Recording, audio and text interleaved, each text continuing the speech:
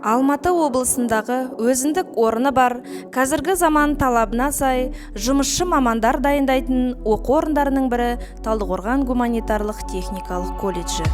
Бүгінгі таңда еңбек нарығында сұранысы жоғары құрылыс мамандарын колледж ғимараттар мен құрылымдарды салу және пайдалану мамандығы бойынша 2001 жылдан бастап даярлауда.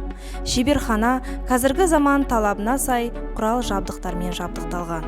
Осы мамандықтың қыр-сырын үйрететін өндірістік оқыту шеберлерінің бірі Рысбеков Нұркен Ертанұлы. Мен Рысбеков Нұркен Ертанұлы. Колледжде 2007 жылдан бері еңбек етіп келемін. Менің басты ұстанымым балаға білім беріп қана қоймай, оның бойындағы қабілеттерінің оянуына, кәсіби дамуына барлық мүмкіндікті жасау.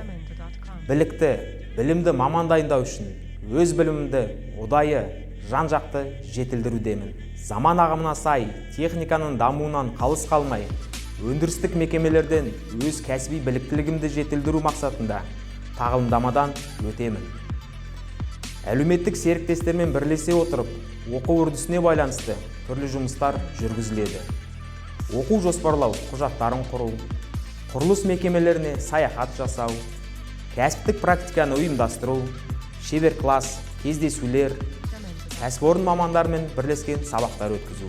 Сабағымды қызықты, тиімді, сапалы өткізу үшін WorldSkills стандарттарына сай тапсырмаларды, Clil әдісін, ақпараттық коммуникациялық технологияларды, инновациялық әдіс-тәсілдер мен құрал-жабдықтарды қолданамын.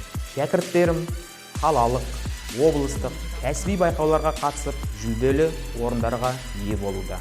Сапалы білім жетістік көрсеткіші демекші. Еңбегім еленіп, марапаттарға ие болып, жетістікке де жетілдемін.